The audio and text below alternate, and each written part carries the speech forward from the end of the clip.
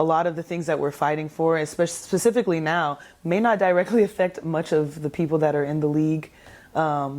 It will to an extent, but in terms of the lasting and the exponential change that we want to see, it will probably, won't come into full effect and sustainability until much of us have left, and we have to understand that it's for the greater good.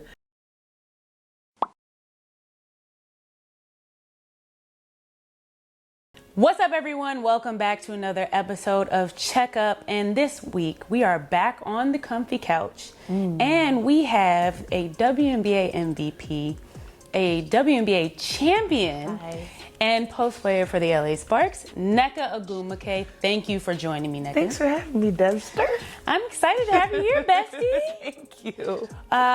So normally you kind of go through the player's journey in the league and discuss that a little bit. And then we kind of go into off the court stuff because this is more than 94. Right. However, I feel like most people know who you are on the court and that's about all they get. So we're going to skip that part. Okay. Sure. I feel like we all know, we've all been watching. That's what they get from you. So appreciate it. We want to dive a little deeper and we're going to get straight to who is Nneka. I don't like to swim, so let's stay on the shallow end. So to start, I wanted to talk about you being a part of the executive committee of the Players Union. You are the president. You are a president. You are the leader. You are a leader. Yep. What made you want to get into that role? I'm not gonna lie, I did not want to. Really? Yeah, I did not want to. So initially, actually, my first experience with being an active part of the union, I guess you could say, was I think it was my second or third year into the league. One of my teammates put me in the mix to become a player rep, and I found out one day that I was a player rep. And so from then on, that also happened again. Another one of my teammates put me in the mix to be on the EC, and people voted, and I became one of the vice presidents. And then by the time the presidential campaign kind of rolled around, I was basically told by Tamika, hey, I think you would be great for this role. And I asked Tamika, why me? But after having adequate experience with the executive committee, I decided to put my name in there. I was the only one too, so I ran unopposed. And now I'm the president. But in all honesty, I'm very grateful for it because it's exposed me to a part of the game that I wasn't fully aware of when I became a professional. And it's helped me learn more about the women in this league and the history of this league and exactly how much of a say we have in our future and the future of one of the best leagues in the world. Well, shout out to you, Catch, because thanks, Catch. Thank you for that. We needed her. Thank you. Oh God. So we're in a really interesting period right now, obviously, with the negotiations of the CBA. What is the experience like being at that forefront of the push for better conditions in the WNBA? It's empowering. It feels vulnerable at times, and it feels historic. I think that you hear about CBA negotiations, especially as it pertains to other leagues, more specifically men's leagues, with their history of success in their leagues. CBA negotiations and unions have been a major part of their success. And also a major part of the challenges that they've had to overcome. And as the most successful professional women's league in the States, I think that we look at ourselves in that high regard as well. I think we have to understand what we're doing. One, it affects us. It affects future generations. And it's a very kind of inward and outward duty of ours to have. A lot of the things that we're fighting for, especially specifically now, may not directly affect much of the people that are in the league. It will to an extent, but in terms of the lasting and the exponential change that we want to see, it will probably, won't come into full effect and sustainability until much of us have left, and we have to understand that it's for the greater good. So I do remember, though, when we opted out back in October, it was a little scary. I had to come out and represent the league and the EC and the players in the league, and basically let them know that we had decided that we value ourselves more than what the present deal had for us. And so it's been a huge learning process, but it's been really great. It's been really amazing. I've been able to talk to such intellectuals, including players like you and the players on my EC, and getting other people's perspectives on what we can do to make things better and understanding what happened to get us here so that we don't make the same mistakes. We were both involved when we renegotiated the last CBA. Yeah. And I remember being on those calls. I feel like it was literally only the two of us. Out of the younger players, it was literally me and Devin. We were just like, what's going on? Yes. I remember being in Russia at 4 in the morning on these calls, and I'm like, is everybody listening to this? Right. And texting you are you listening to this? Do you understand what's going on? This don't sound right. And it ending terribly for us as players on our end of it. How has going through that experience and understanding the process from that end affected your approach now that you're in a leadership role with this negotiation? Oh man, hugely. I mean, one, just understanding the situation of being in a negotiation, what that means, I think there's a lot of, when it comes to negotiations especially with athletes, I think there's a lot of fear mongering that goes on. It's kind of like, well, you guys exist, are you going to get paid? Is this going to happen? Is this not going to happen? And I think if you eliminate those types of thoughts and you just think about, what is our present value? How do we view ourselves? And how do we want to see that reflected in a negotiation that accurately represents the talent in this league? That's kind of the approach that we're taking now. I've said this before, the first time around, it felt like divorce court. I'm not going to lie.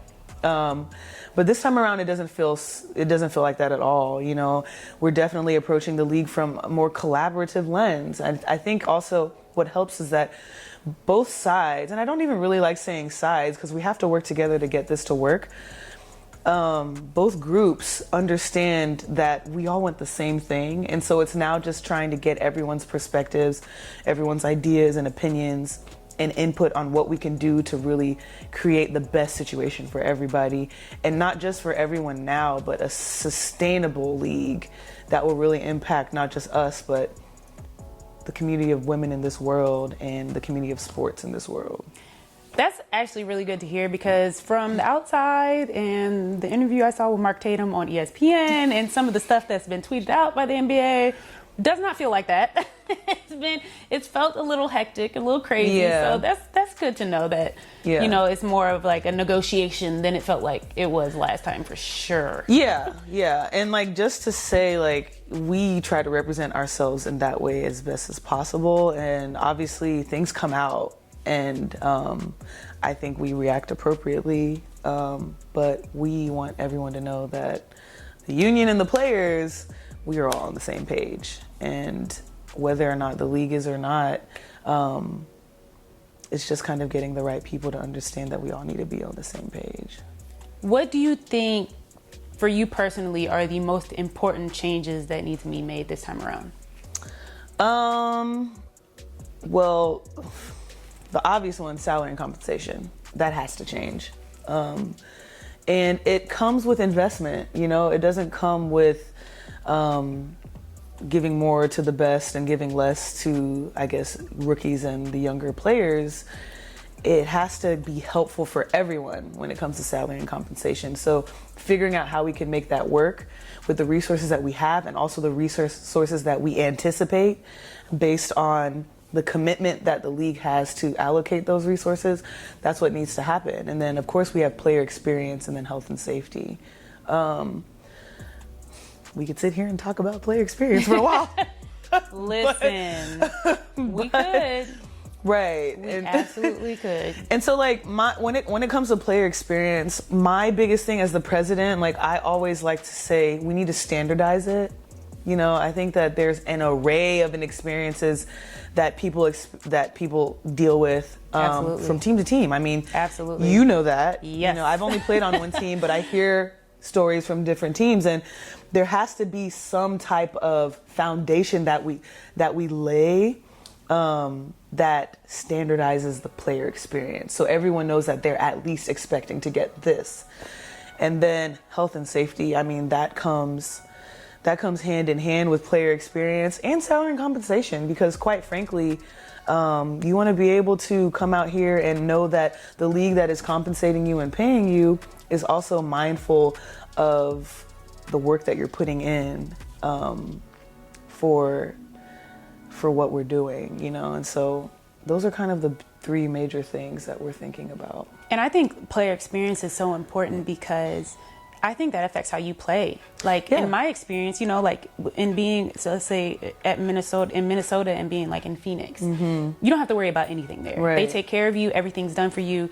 And all they have to worry about is playing basketball, which is why they're so good. Right, like, when you don't have to focus on anything else, it's great. But when you have to focus on all these little things and worrying about making this appointment and doing this and doing that and takes doing away this, from the game. It does, and that affects you personally, and then affects your focus. And when you have players and teams that don't have to worry about the same things that you have to worry about, I feel like that puts you at a disadvantage. Right. Yeah. Absolutely. That's a very great point. So, I mean, I think that's one that, like, outside of salary, I think that's right up there with it, because that evens the playing field and makes it more fair to everybody else. And then it's also like it makes it more enjoyable for fans to watch when players are just playing.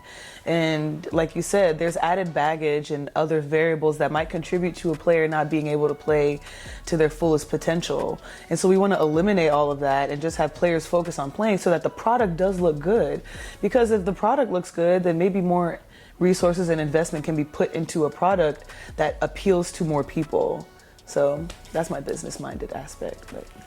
One last question about this whole negotiation. Yeah. Do you guys have like an idea of where you want to be as far as like compensation that you think would make it equal for everybody else and make it more reasonable for players? Right now, you know, we've had like 2 formal meetings with the league, and so we've had different proposals go back and forth. And I think we're definitely still in the space where we're navigating that. I think over time, we want to get to a place where we can negotiate that it benefits every player. But, you know, you have to also understand, you have to consider the different players in the league, you know, like everyone doesn't have the same caliber of play. And so that factors into salary and compensation, but we also can't allow the disparity in talent from team to team and player to player to discount that everyone should be making more. So I think that we're kind of in a nice little spot where we're really actually figuring out, okay, what will work best for everybody. But I think we still have a ways to go to figure out percentages and numbers. But we anticipate to get there before October. Wonderful. Right. Let's move on. Okay. Chef Neck. Let's talk about that a bit. Your love for cooking. Yes. So I really just want to know how you learned how to cook first of all, because I feel like, especially as athletes, we're so caught up playing growing up, and that's like when people learn is like being in the kitchen with their mother or whoever is like the cook of the household. And it was like I was always at practice, so I came home and dinner was ready. Yeah. So how did you learn to cook in the first place? Oh man, so I'm like a huge researcher, a Googler, but I'm also super into health, wellness, and self-care. And so I realized that I grew up not really, like you said, like I didn't grow up learning how to cook. I knew about food, especially because I'm Nigerian, so my mom would cook more than just what we're used to eating here in America.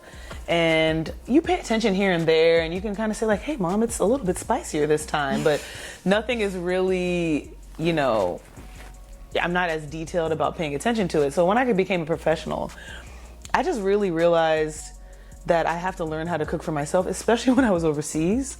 I want to say that's where almost everybody learns. Yeah. Even if you're not like an amateur home cook, but you learn how to put a few things together. And that's where I started exploring it. And because I'm so into like health and wellness, I started paying more attention to what I put into my body. And that's when I started paying attention to different diets. And with different diets, you cook different things.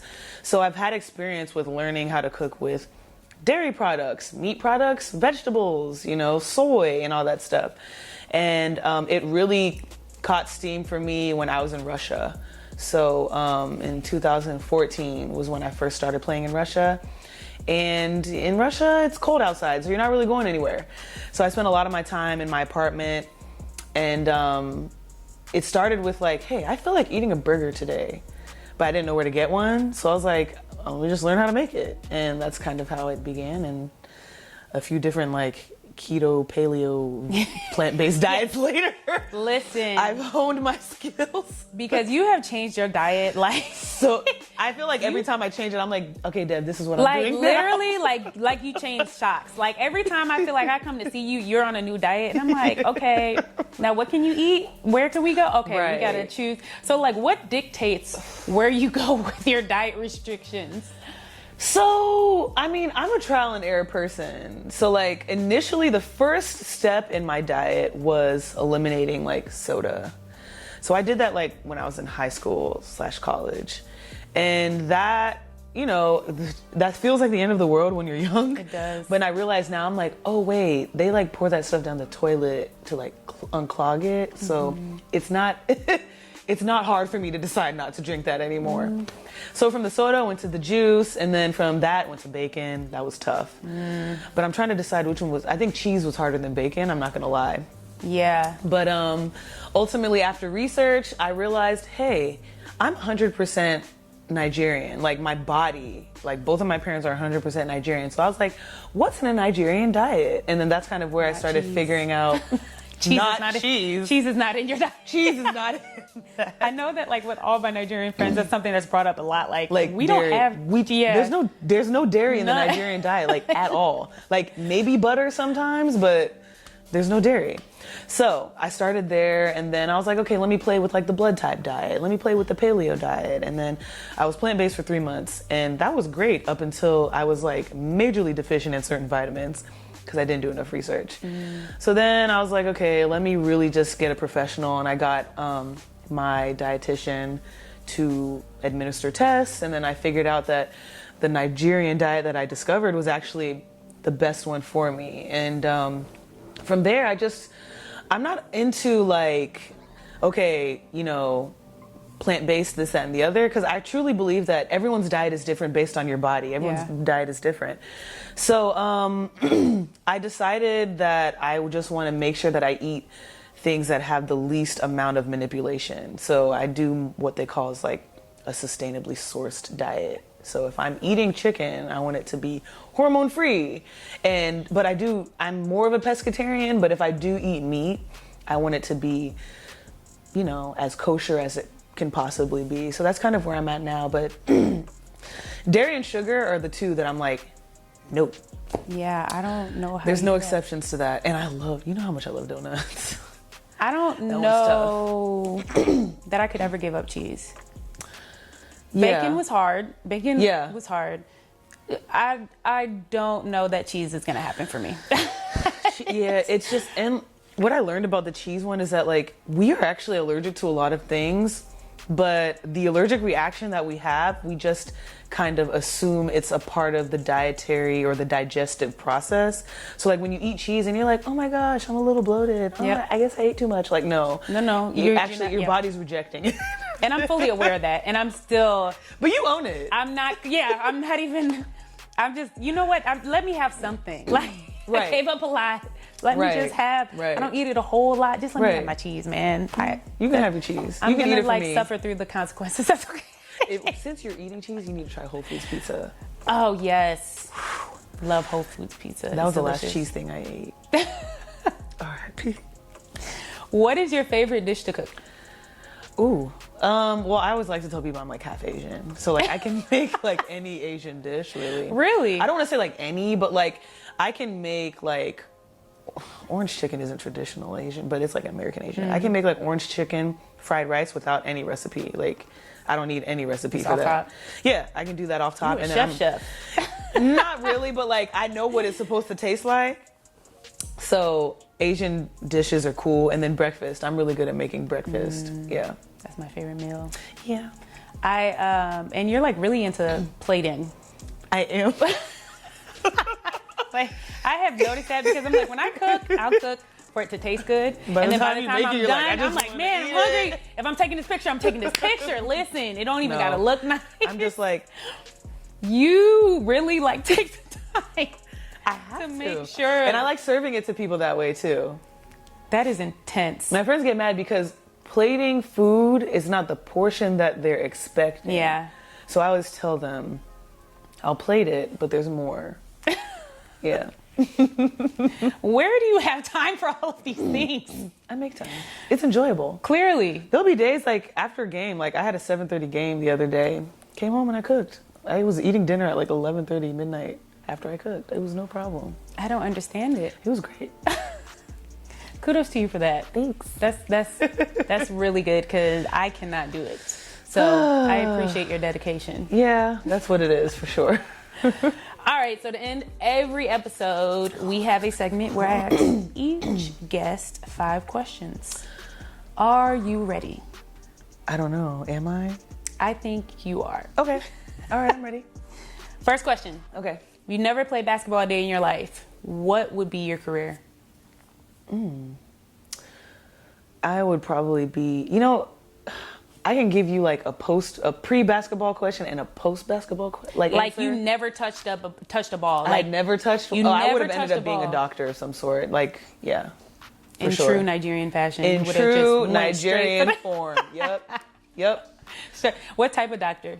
So I bounced around. I was thinking about being a pediatrician. Then I was thinking about being an obstetrician. And then I thought about being a radiologist. And then by the time, right before I decided I wanted to actually play professionally, I had settled on orthodontist. Really? That Yeah. went left? Yeah, it went very left. Yeah. I had braces for 5 years. Okay. And I always just loved seeing when people like got their braces off and just like the confidence that was just emanating from them. Yeah. I have a thing about like mouths, so I don't think Oh, I don't Okay. think I would want to be anybody's mouth ever. all right. Or around it. That makes sense. Okay, that's fair. Yeah. You're part of a contest and you have Okay. to perform. This is a 2-part question actually. Ooh. Part of a contest, you have to perform all the lyrics to a song perfectly.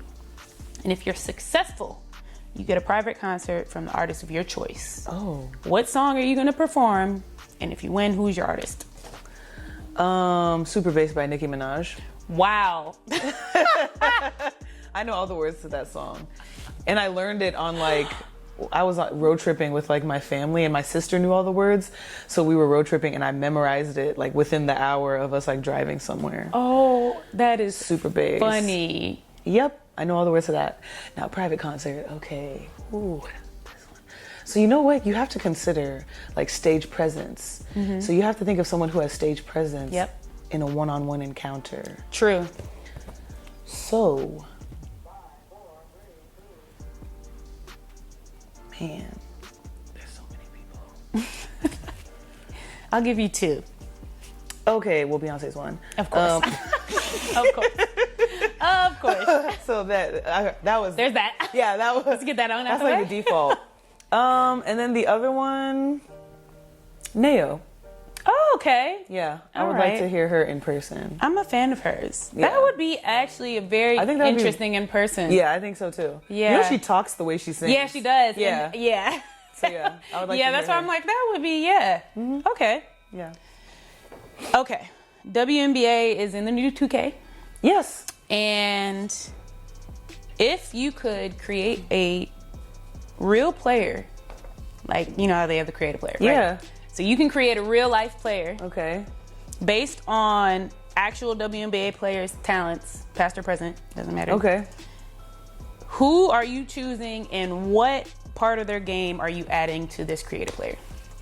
So like, is it like a jumble of players in one? Yeah, you can pick whatever talent of a certain aspect of a certain person's game and put it into your player. Okay. So the player is going to be named Nneka Ogwumike. Of course. Of course. The player will be able to rebound like Rebecca Brunson. Ooh, that's a good one. Handle the ball like Simone. Shoot like, Diana. Yes.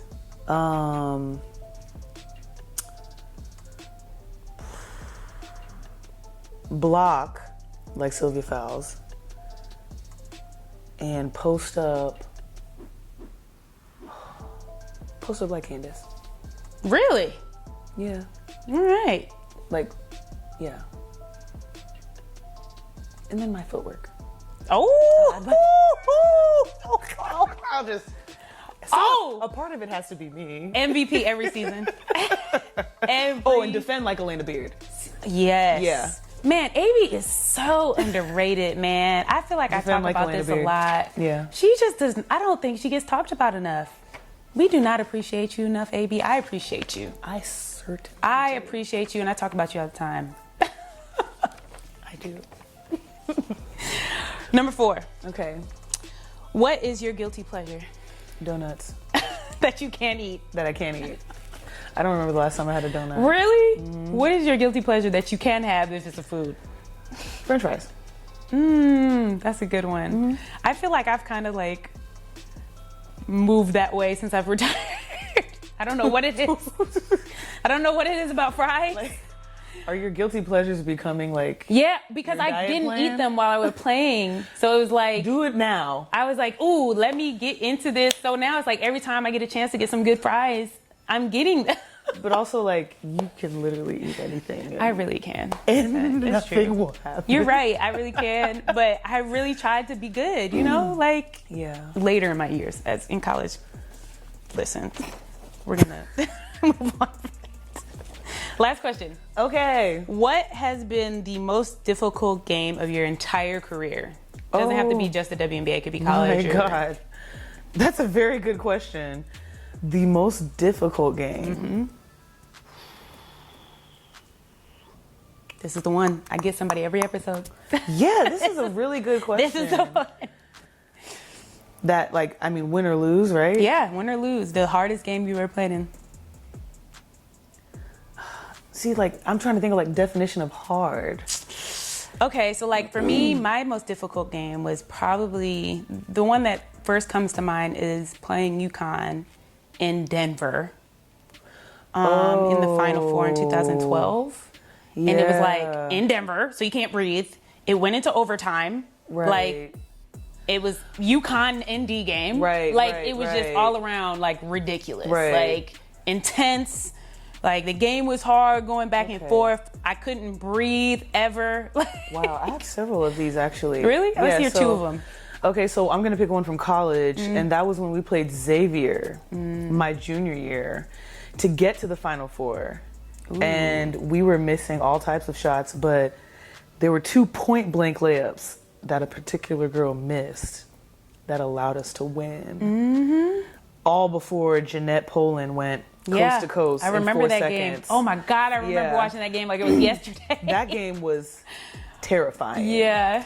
And then as far as intensity, Game 5, 2016. Yeah, easy.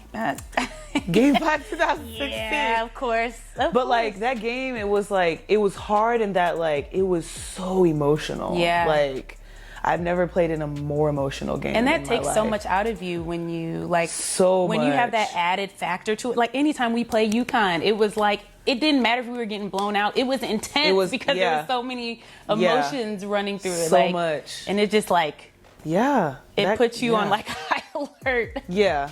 That game when I was like, oh, this is what they mean by adrenaline. Listen, it's a whole different level, man. I remember leaving, like when the buzzer went and like we were all celebrating. I remember like finishing and being like, okay, Game 6. Like my body was like in shock. But yeah, Game 5. Alrighty. Yeah. I feel like we got to know Nneka today. I don't feel like you did. I knew all of these things, but I wanted you guys to get to know Nneka today. Thanks, guys. So thanks for coming, bestie. Thanks, bestie. I appreciate you. Appreciate it. All you guys know what to do. like, subscribe, tell your friends about us, and I'll see you next week on another episode of Checkup. Subscribe.